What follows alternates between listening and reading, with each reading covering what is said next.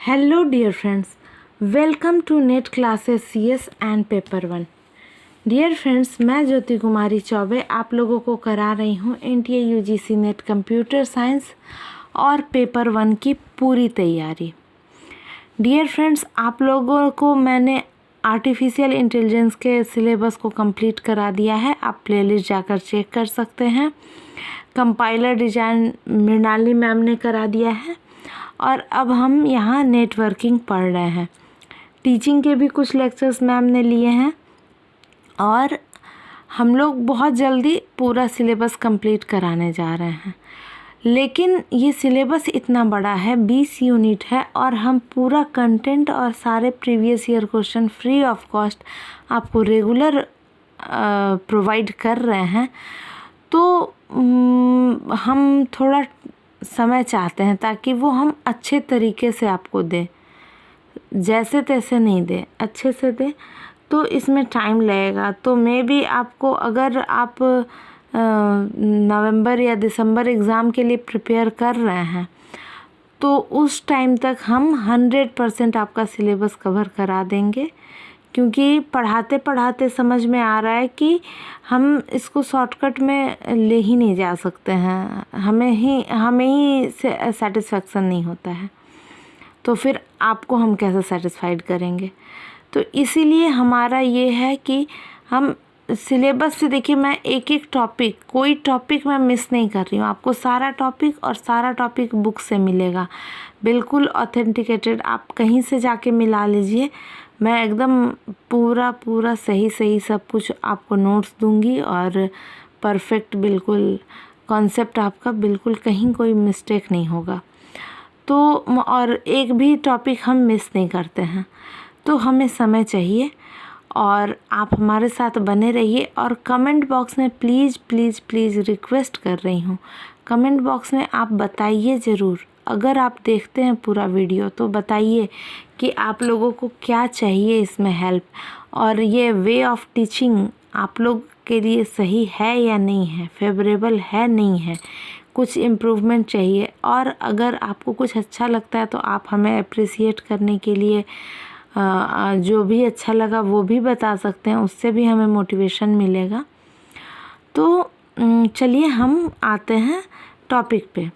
तो data communication and computer network में मैंने आप लोगों को करा दिया है components of data communication system, simplex, half duplex, duplex modes of communication, full duplex, analog and digital signals, noiseless and noisy channels, bandwidth, throughput and latency.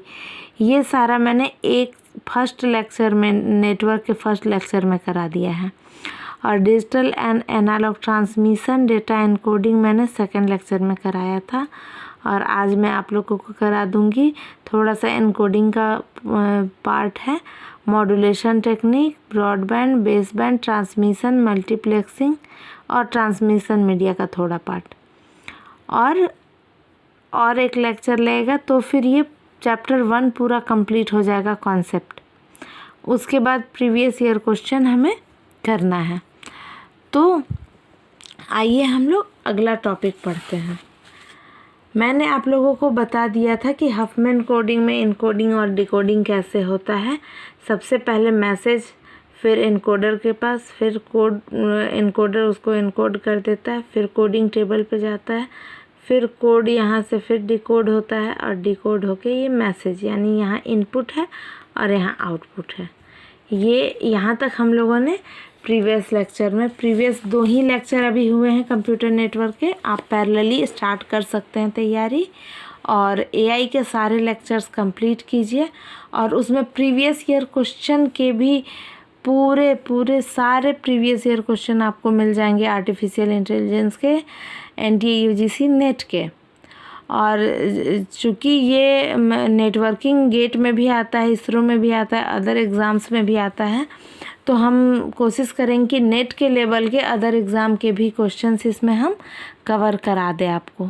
बस आप लोगों को हमारे साथ बने रहना है, हमें थोड़ा मोटिवेट कर सकते हैं आप, और कमेंट करके बताइए और देखते रहिए, पढ़ते रहिए और बढ़ते रहिए।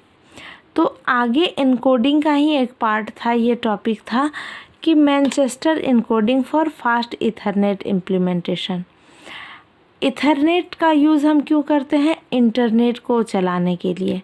तो fast ethernet implementation at the physical layer can be categorized as either 2 wire और 4 वायर। तो या तो हम 2 वायर या तो 4 वायर, दो तरह के होते हैं फिजिकल लेयर पे ये इथरनेट इम्प्लीमेंटेशन। तो 2 वायर इम्प्लीमेंटेशन में क्या होता है कि STP, इसको आप देख सकते हैं, विजिबल है, हाँ। तो ये है STP यानी कि शिल्डेड ट्विस्टेड पेयर केबल।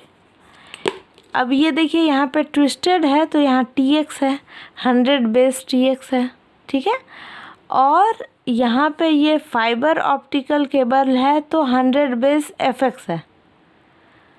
और यहाँ 4 वायर है UTP, अनशिल्डेड ट्विस्टेड पेयर, और 100 बेस T4, तो वो है UTB यानी कि अनशिल्डेड ट्विस्टेड पेयर। तो ये हम लोग इसकी मदद से हम क्या करते हैं? फास्ट इथरनेट इम्प्लीमेंटेशन कर पाते हैं। ये मैनचेस्टर इनकोडिंग इसको कहते हैं। और आप ये सोचिए कि हम जैसे फाइबर, ऑप्टिकल फाइबर का यूज़ कर रहे हैं अभी, और बहुत सारा ये 100 बेस TX, FX, T4, ये सारे टर्म आपको न्यूमेरिकल में मिलेंगे कंप्यूटर नेटवर्क के। तो इन सारे पॉइंट्स को आपको ध्यान से पढ़ना है। बिल्कुल एक सेंटेंस मैं जो बोलती हूँ और मैं जो लिखती हूँ, ये सारा आपको एकदम हो जाना चाहिए, आपके दिमाग में फिट हो जाना चाहिए। एक बार में नहीं होगा, इसको कई बार देखना पड़ता है। मैंने भी, आज मैं यहाँ पढ़ा रही हूँ, लेकिन मैंने भी पिछले मीन्स की 2005-6 से मैं कंप्यूटर साइंस पढ़ रही हूँ।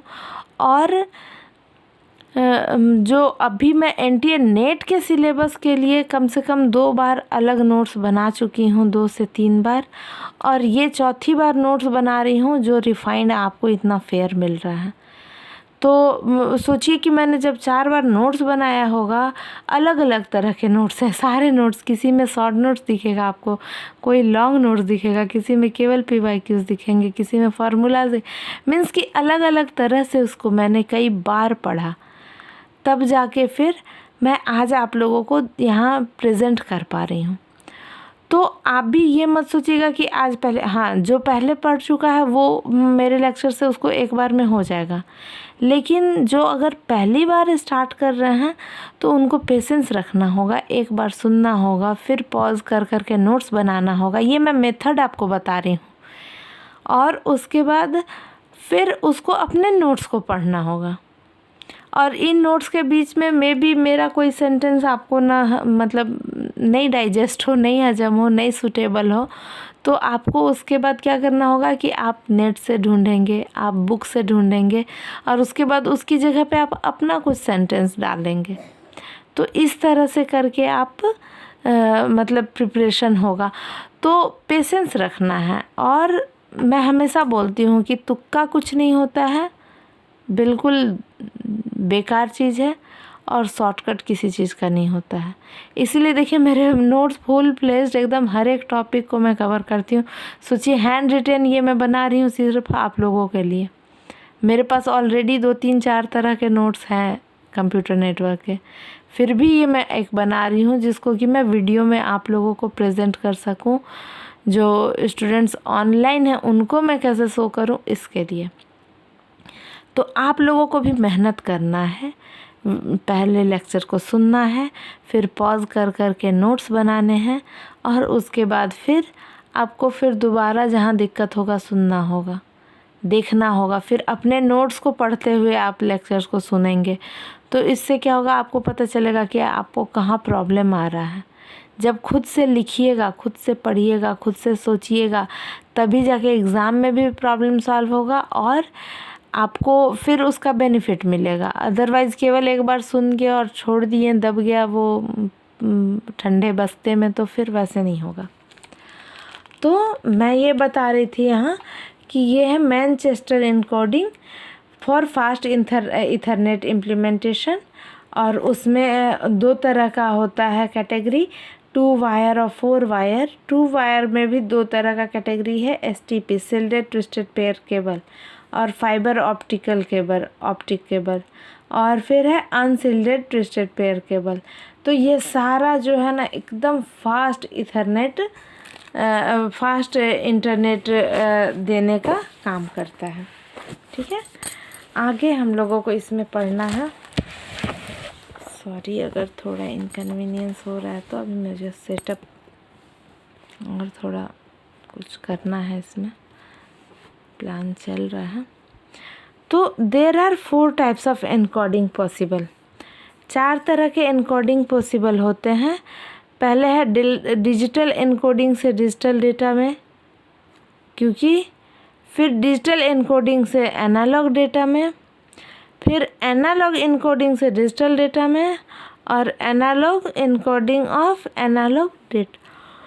ठीक है, तो D to D, D to A to D, A to A, ये आपको दिमाग में अपने रखना होगा। देखिए D to D, D to A, A to D, A to A।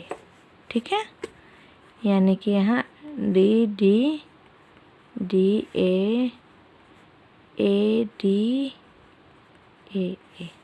ठीक है, जस्ट लाइक 0 0 1 1 0 1 0 1 मीन्स कि 0 0 फॉर D और 1 फॉर A। ये मैंने एक्स्ट्रा में आपको बना दिया, मेरी आदत है ऐसे ही इसको किसी चीज़ को रिप्रेजेंट मतलब रिलेट करते रहो। तो ये इसका फॉर्म हो गया। 4 type of encoding are possible, 4 types of encoding are possible. ठीक है, अब हम पढ़ते हैं अगला टॉपिक हमारे कंप्यूटर नेटवर्क में सिलेबस में चैप्टर 1 में है ब्रॉडबैंड ट्रांसमिशन या मॉड्यूलेशन। मॉड्यूलेशन ही है ब्रॉडबैंड ट्रांसमिशन।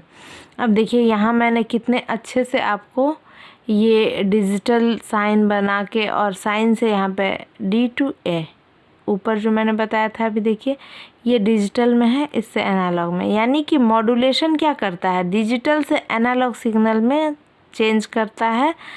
और modulation means changing the digital to an analog signal for transmission. क्योंकि देखिए हमें ट्रांसमिशन में बहुत सारा चेंज, और यहाँ मैंने टाइप्स बता ही दिया कि डिजिटल से डिजिटल में होगा, डिजिटल से एनालॉग में होगा, एनालॉग से डिजिटल में होगा, एनालॉग से एनालॉग में होगा। तो यहाँ डिजिटल से जो एनालॉग होता है यानी सेकंड वाला जो इनकोडिंग है वो मॉड्यूलेशन में होता है। ठीक है, अब मॉड्यूलेशन में ये साइन याद रखिएगा, पहले डिजिटल था फिर एनालॉग, यानी कि डिजिटल से एनालॉग में हो रहा है। D to A याद रखिएगा, मॉड्यूलेशन याद रखिएगा, और इसको ब्रॉडबैंड ट्रांसमिशन भी कहते हैं। अब मॉड्यूलेशन क्या होता है, ब्रॉडबैंड कैसे होता है, इसमें हम बैंड पास चैनल होता है, बैंड पास चैनल होता है, वो क्या होता है उसमें a channel with a band with that does not start from 0। ठीक है, यानी कि देखिए यहाँ पे हमारा 0 है, इमेज दिख रहा है, विजिबल है, तो ये 0 है, और ये F1 है और ये F2 है, ये फ्रीक्वेंसी है, ये एम्पलीट्यूड है। एम्पलीट्यूड ऊपर की तरफ जाता है, इधर फ्रीक्वेंसी जाता है। तो ये जो है हमारा band pass channel, A channel with a band with that does not start from 0, यानी कि ये 0 से स्टार्ट नहीं होगा। ठीक है, 0 से स्टार्ट नहीं होगा, ये 0 के बाद कहीं से स्टार्ट होगा। तो इसको हम कहते हैं बैंड पास चैनल। ठीक है, a channel with lower frequency starting at 0 उसको हम कहते हैं लो पास चैनल। ठीक है, तो ये बैंड पास चैनल है जो कि 0 से स्टार्ट नहीं होगा। बस ये 2 पॉइंट आपको याद रखना है। बैंड पास चैनल के लिए ये मॉड्यूलेशन का काम करता है। ठीक है, अब हम देखते हैं characteristics of modulation techniques. Characteristic क्या क्या होते हैं मॉड्यूलेशन टेक्निक के? विजिबल है?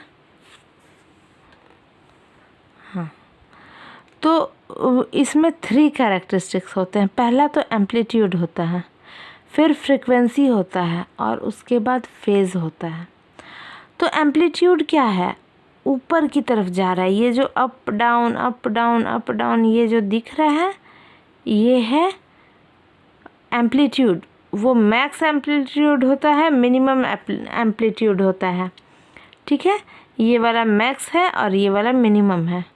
यहाँ मैक्स है, यहाँ मिनिमम है, तो ये एम्पलीट्यूड है जो ऊपर नीचे आपको दिख रहा है।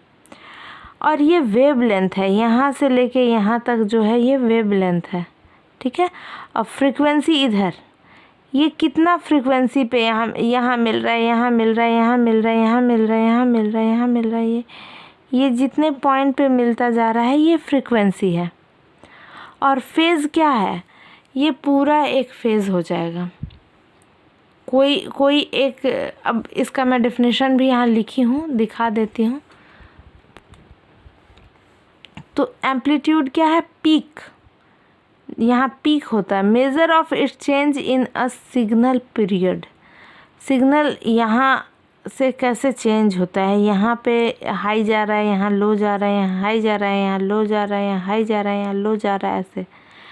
और फ्रीक्वेंसी क्या होता है? नंबर ऑफ अकरेंस, ठीक है, अकरेंस, इस पे ध्यान दीजिएगा।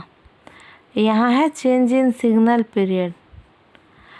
तो occurrence of repeating event per unit of time is frequency, यानी कि यहाँ रिपीट हुआ, यहाँ रिपीट हुआ, रिपीट होता गया, रिपीट होता गया, रिपीट होता गया, तो ये फ्रीक्वेंसी है, यानी कितनी बार वो आता है वो फ्रीक्वेंसी है, ठीक है। और उसके बाद phase, pattern for conditioning communication signal for transmission. तो यानी कि पैटर्न एक कुछ, जैसे यहाँ से यहाँ देखिए एक पैटर्न बन गया, ठीक है, यहाँ से यहाँ एक पैटर्न बन गया, तो एक पैटर्न वो फेज़ होता है ना। तो ये है हमारा ब्रॉडबैंड ट्रांसमिशन में मॉड्यूलेशन। आपको मैं एक बार फिर से रिवीजन करा देती हूँ कि ये डिजिटल टू एनालॉग होता है और इसमें बैंड पास चैनल का यूज़ होता है और ये 0 से स्टार्ट नहीं होता है, 0 के बाद कहीं स्टार्ट होगा। इसके कैरेक्टरिस्टिक 3 हैं, एम्पलीट्यूड, फ्रीक्वेंसी और फेज़, ठीक है। अब उसके बाद हम आ गए broadband and base band transmission. आप टॉपिक सारा मैच करते रहिएगा सिलेबस से, और जो डेफिनेशन यहाँ मैंने जो दिया है वो सब भी आप बुक से मैच कर सकते हैं, बिल्कुल, ठीक है। बस मेरा काम है कि मैं आपको समझा दे रही हूँ, मैं उसमें से चुन के आपको बता दे रही हूँ कि क्या कहाँ पढ़ना है, कितना लेवल तक पढ़ना है, ठीक है। और जितना मैं कराते रही हूँ इससे ज़्यादा डेप्थ में आपको जाने की ज़रूरत नहीं पड़ेगी, मैं लिख के दे सकती हूँ। बस इसी को आप अच्छे से कर लेंगे ना तो कमाल हो जाएगा, फिर देखिएगा कितना मज़ा आने वाला है। तो broadband transmission is also known as modulation means changing the digital signal to an analog signal for transmission, ठीक है। Broadband and base band transmission क्या होता है? तो ये ब्रॉडबैंड का है, जो मैंने अभी बताया मॉड्यूलेशन में, known as modulation mean change, मतलब कि इसका मतलब क्या है? Changing the digital signal to analog signal for transmission, D2A, यहाँ भी याद रखिएगा, D2A, ठीक है। अब उसके बाद है base band transmission. Base band transmission क्या है? ब्रॉडबैंड और बेस बैंड आप देखिएगा सिलेबस में है टॉपिक। तो sending a digital signal over a channel without changing the digital signal to an analog signal, ठीक है। यानी कि बेस बैंड में हम क्या करते हैं? Sending digital signal over a channel without changing the digital signal to analog, यानी कि इतना घुमा के मैंने भी लिख दिया, लेकिन ये सीधे इसको समझ लीजिए D2D, ठीक है। बेस बैंड है, D2D है, जो बेस है वही बेस है, यहाँ डिजिटल है तो इधर भी डिजिटल ही जा रहा है। अब ये किसी भी ट्रांसमिशन मीडियम के थ्रू जा रहा है, यहाँ से जो गया वहाँ से निकला, ठीक है, मीन्स कि फॉर्म उसका सेम रहेगा, उसमें कोई चेंज नहीं होगा। डिजिटल टू डिजिटल यानी कि हमारा फर्स्ट वाला जो था हमारा टाइप्स ऑफ एनकोडिंग पॉसिबल में। तो अब इसमें हम क्या यूज़ करते हैं, लो पास चैनल। लो पास चैनल में क्या होता है, बैंड पास चैनल में हमने पढ़ा था कि वो ज़ीरो से स्टार्ट नहीं होगा, लेकिन लो पास चैनल है मतलब लो है, समझिए लो है तो वो ज़ीरो से करेगा स्टार्ट, उसको कोई दिक्कत नहीं, कोई शर्म नहीं है, तो वो ज़ीरो से स्टार्ट करेगा। जैसे हम इस चैनल पे ज़ीरो से आपको पढ़ा रहे हैं, कोई दिक्कत नहीं है, हम लो पास चैनल बन के चलेंगे। लेकिन तो इसमें क्या है, with wide bandwidth with narrow bandwidth. अब इसमें दो तरह का बैंडविथ होता है, लो पास चैनल में दो तरह के होते हैं और बैंड पास में एक ही तरह का होता है। लेकिन लो पास चैनल में है वाइड बैंडविथ और नैरो बैंडविथ। सब जीरो से ही स्टार्ट हो रहा है। आप देखिए ये भी जीरो से स्टार्ट हुआ है, ये भी जीरो से स्टार्ट हुआ है, लेकिन ये नैरो है तो ये पहले ही मतलब नैरो है तो ये पतला है और ये वाइड है तो ये चौड़ा है। स्टार्ट लेकिन दोनों जीरो से ही है क्योंकि ये लो पास चैनल है। लो पास चैनल में जीरो से स्टार्ट होता है और बैंड पास चैनल में जीरो से नहीं होता है, ये है। तो this is the case if we have a dedicated medium with a bandwidth constituting only one channel। तो ये कब होता है, जब एक चैनल है। We need to remember that a low pass channel with infinite bandwidth is ideal, but we cannot have such channel in real life। तो ये तो बता रहा है कि ऐसा बहुत पॉसिबल है, लेकिन हद से ज़्यादा इनफाइनाइट ये को बैंडविड्थ को आप कैसे हैंडल करेंगे, है ना। मान लीजिए कि इनफाइनाइट बैंडविड्थ आप बहुत बाही लूटने में तो ले लिए कि हाँ हम इनफाइनाइट बैंडविड्थ पे काम करेंगे, लेकिन उसको मेज़र कैसे करेंगे, उसको हैंडल कैसे करेंगे। तो ये क्या है, ये रियल लाइफ में पॉसिबल ही नहीं है। लेकिन जितना बड़ा बैंडविड्थ हो उतना ज़्यादा अच्छा होता है लो पास चैनल के लिए। इसमें फेजेस भी बन पाएंगे बड़ा बैंडविड्थ रहने से और सब कुछ अच्छे से। तो ये पॉइंट बहुत इम्पॉर्टेंट है, इसको याद रखिएगा कि ये रियल लाइफ में इसका इम्प्लीमेंटेशन मुश्किल है, लेकिन with infinite bandwidth is ideal. It is ideal but impossible means कि नॉट पॉसिबल। ठीक है। A digital signal is a composite analog signal with an infinite bandwidth. A digital signal is a composite analog signal with infinite bandwidth। Digital क्या होता है, वो composite होता है, analog signal with an infinite bandwidth। Base band transmission of a digital signal that preserves the shape of the digital signal is possible only if we have a low pass channel with an infinite or very wide bandwidth। Bandwidth क्या होता है, n/2। n/2 -0 होता है, लेकिन n तो फिर -0 हुआ तो फिर n/2 ही रह गया। तो base band transmission of a digital signal that preserve the shape of the digital signal is possible only if we have low pass channel with an infinite और वेरी वाइड बैंडविड्थ। तो यही चीज़ है, इसमें बहुत ज़्यादा डेप्थ में नहीं जाना है। आपको ब्रॉडबैंड और बेस बैंड पता चल गया कि क्या होता है। अब हम अगले टॉपिक पे चलते हैं।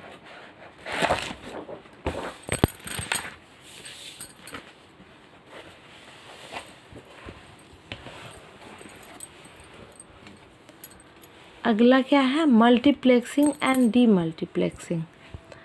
तो मल्टीप्लेक्सिंग और डीमल्टीप्लेक्सिंग क्या है, ये सारा सिंपल इतना प्रैक्टिकल है ना, बहुत डेली लाइफ से रिलेटेड। कंप्यूटर साइंस है ही ऐसा, बिल्कुल बहुत इजी।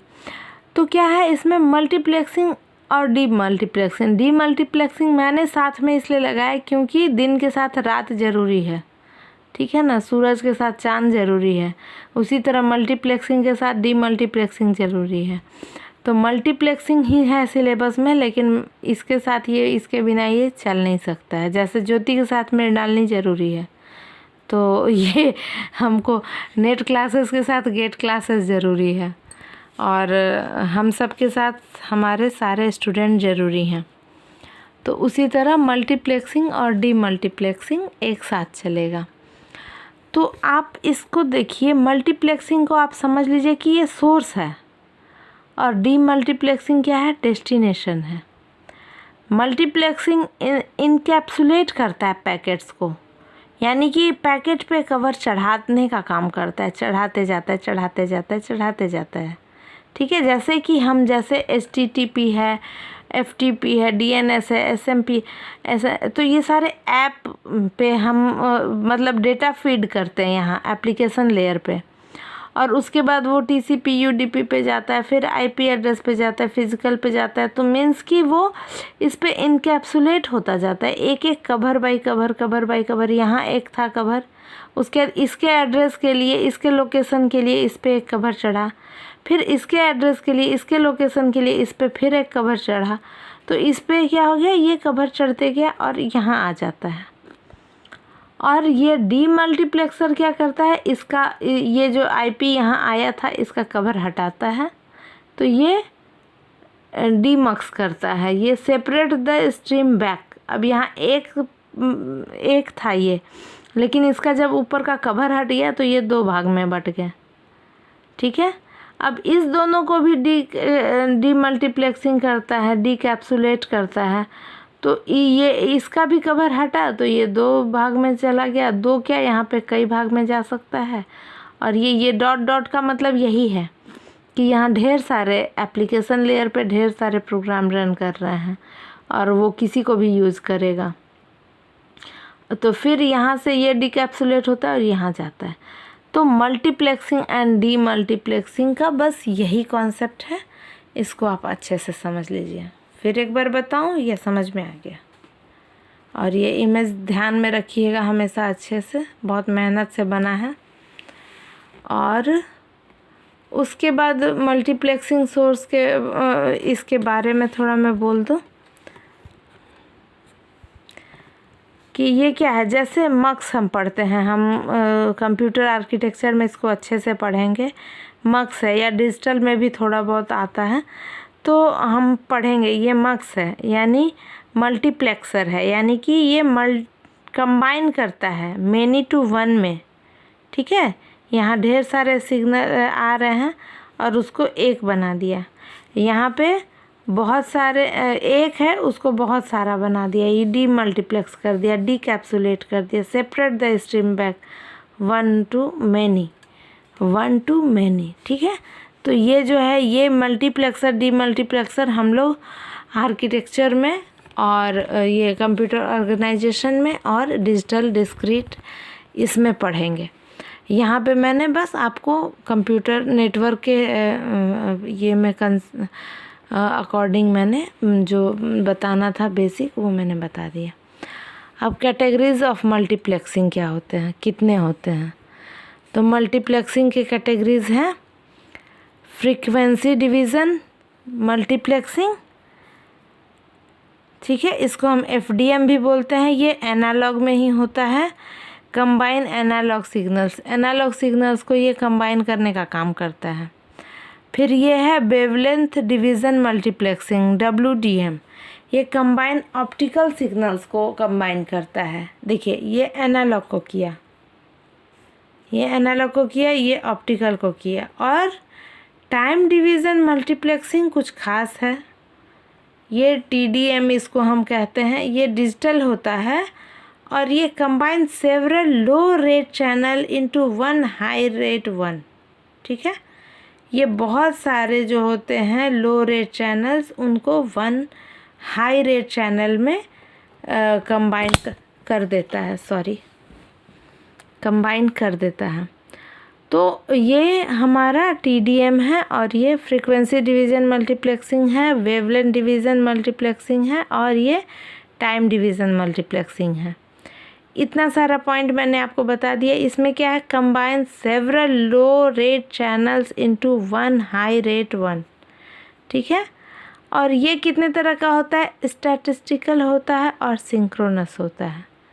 इसमें स्टैटिस्टिकल होता है और सिंक्रोनस होता है, ये 2 टाइप का होता है। तो डियर फ्रेंड्स, इतना आप लोगों का था। सिलेबस मैं साथ में दिखाती जाऊं ताकि आप लोगों को भी थोड़ा कंफ्यूजन आपको न रहे। तो इसमें क्या है, सॉरी ऊपर है ना। तो हमने यहाँ पे पढ़ लिया digital analog transmission, data encoding, modulation techniques. आपको बता दिया मैंने मॉड्यूलेशन में क्या क्या होता है, broadband and baseband transmission, multiplexing, ये भी मैंने आपको बता दिया। यहाँ तक हमने कर लिया। अब हमारा है ट्रांसमिशन मीडिया, ट्रांसमिशन मीडिया, फिर transmission error, error handling mechanism, ठीक है। तो हमको ट्रांसमिशन मीडिया, ट्रांसमिशन एरर और एरर हैंडलिंग पढ़ना है। तो मैं आप लोगों को ट्रांसमिशन मीडिया के बारे में थोड़ा बता देती हूँ और बाकी हम लोग नेक्स्ट वीडियो में करेंगे। तो ट्रांसमिशन मीडिया क्या क्या है, ट्रांसमिशन मीडिया होता है गाइडेड और अनगाइडेड, 2 तरह का होता है। मैंने पहले वाले लेक्चर में भी बताया है। तो गाइडेड में क्या होता है, वायर होता है, फाइबर ऑप्टिक्स होता है, मीडियम इज़ मेन, यहाँ पे मीडियम जो होता है वो मेन होता है, यानी कि कोई ना कोई एक माध्यम चाहिए जिसकी मदद से हम जाएंगे। गाइडेड मीन्स कि कोई गाइड चाहिए, ठीक है। और अनगाइडेड यानी वायरलेस है, रेडियो ट्रांसमिशन है, वहाँ एंटीना मेन होता है, उसमें एंटीना का हम मेन यूज़ करते हैं। अब हम गाइडेड को पढ़ें, गाइडेड और अनगाइडेड 2 है, तो अब पहले हम थोड़ा गाइडेड को पढ़ लें। तो गाइडेड में गए तो गाइडेड मीडिया कितने तरह का होता है, ट्विस्टेड पेयर केबल होता है, कोएक्सल केबल होता है और ऑप्टिकल फाइबर होता है। तो ये 3 तरह का है, ये गाइडेड में आपको बताया गया है, यानी कि जो कि फिज़िकली एक पाथ हो, मतलब कि एक हम उसको टच कर सकें, वैसा मीडियम है। तो उसमें हम फिर आ गए ट्विस्टेड पेयर में, गाइडेड से आए ट्विस्टेड, कोएक्सल, ऑप्टिकल। अब ट्विस्टेड पेयर में क्या होगा, मीडिया में ट्विस्टेड पेयर केबल के बारे में देखिए, ये ऐसे करके मैंने इमेज बनाया है। अब आप लोग को पता नहीं कितना सही लग रहा है, लेकिन मैंने अपनी कोशिश की है कि ये ट्विस्ट रहता है, एक दूसरे के ऊपर 2 मतलब कि रहता है। तो ये ट्विस्टेड लेंथ होता है इसका। पेयर ऑफ कॉपर वायर्स, ठीक है, सिंगल कम्युनिकेशन लिंक, यानी कि ये सिंगल कम्युनिकेशन लिंक है, ठीक है। सेपरेटली इंसुलेटेड, ट्विस्टेड टुगेदर, एक साथ टुगेदर ये ट्विस्ट है। बंडल इनटू केबल्स, इसको केबल में बंडल कर दिया जाता है। यूजुअली इंस्टॉल्ड इन बिल्डिंग, इसको मेनली क्या होता है, बिल्डिंग्स में यूज़ किया जाता है, ठीक है। Simply twisted in is the reason to minimize the effect of electromagnetic influences. अब इसमें हम लोग कुछ ज़्यादा ही इलेक्ट्रॉनिक्स में चले जाएंगे, फिजिक्स में चले जाएंगे, कि उसको ट्विस्ट किया गया है, उसकी वजह से क्या होता है कि minimize the effect of electromagnetic interference, यानी कि बाहर से कोई इंटरफ्रेंस नहीं होगा, वो आपस में ही लगा रहेगा। और less susceptible to electromagnetic energy होता है। मोस्ट कॉमन मीडियम होता है, यही सबसे ज़्यादा यूज़ होता है। Used in telephone network, with in building, building के अंदर हम इसको यूज़ करते हैं। और प्राइवेट ब्रांच एक्सचेंज, PBX इसका नाम है। लैन में इसको हम यूज़ करते हैं, 10 Mbps और 100 Mbps तक ये स्पीड देता है। Possible to review up to 1 GB, gigabit ethernet का अब यूज़ होने लगा है ना, तो 1 Gbps तक उसको हम अप कर सकते हैं। और चीप होता है और ये इजी टू यूज होता है। तो डियर फ्रेंड्स, आज के लेक्चर में मैं इतना ही बताने वाली थी। अब नेक्स्ट लेक्चर में मैं आपको आगे का इसका सिलेबस करवाऊंगी। सिलेबस में आप देख लीजिए, transmission media transmission error, error handling mechanism, ठीक है। और उसके बाद हम इसको करते जाएंगे। इतना है कंप्यूटर नेटवर्क का सिलेबस। तो बस पढ़ते रहिए, बढ़ते रहिए और बहुत मन लगा के पढ़िए। बिल्कुल हार्ड वर्क, बहुत हार्ड वर्क करना है इसके लिए। तो थैंक यू डियर फ्रेंड्स, बहुत अच्छे से पढ़िए। All the best. हमेशा सुखी रहिए, खुश रहिए, मुस्कुराते रहिए। Thank you.